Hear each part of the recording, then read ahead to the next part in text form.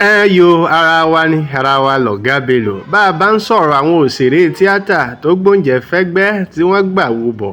àwọn ọdún tí wọ́n yìí ṣàìmọ̀ fólóko ọ̀kan pàtàkì báyìí ni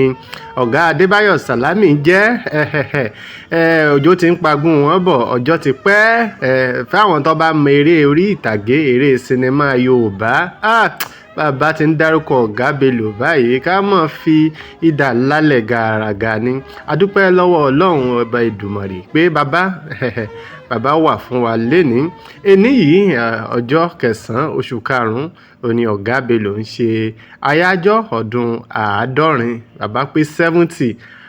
ọpẹ́ ní fẹ́lẹ́dùà àwọn tẹbí tàrá ọ̀rẹ́ ni wọ́n ṣùgbà wọn yìí ó ní wọ́n yí wọn po pàápàá jùlọ àwọn ọmọ wọn ìyàwó wọn ṣe mọ̀ pé bàbá lérò púpọ̀ ń bàbá ìyàwó pọ̀ ọmọ pọ̀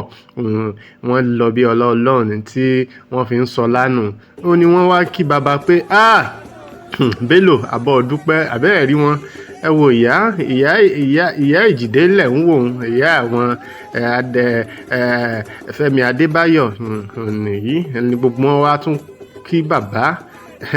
wọn fún bàbá ní mọ́tò ẹ wo Ọlọ́run jẹ́ ká bí àwọn ọmọ tí wọ́n ṣoríire àwọn ọmọ alálùbáríkà kìí sàwọn ọmọ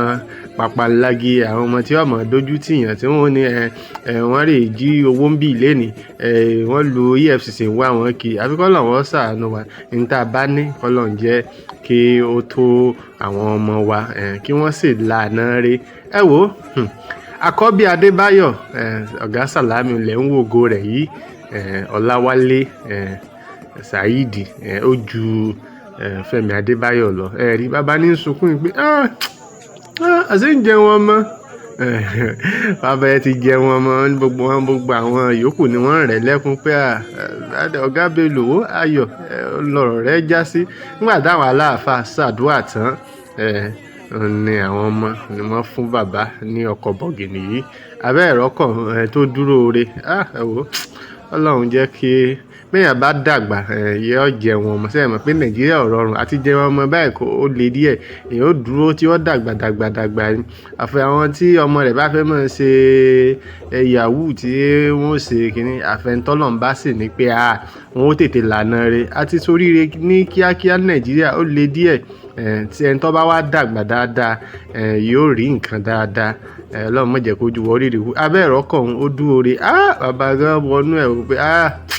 Ọlọ́run ò ṣe oúnjẹ òní tó ṣiṣẹ́ kan rú ọkọ̀ báyìí wọ́n pawọ́pọ̀ wọ́n fún bàbá ní ọkọ̀ ọ̀hún abá ọ̀gá Bello àbá wọn dúpẹ́ ẹ̀mí wọn tó ṣe 70 yóò ṣe 80 yóò ṣe 90 bẹ́ẹ̀ bá nígbàgbé bí ijọ́ méjì mẹ́ta kan ni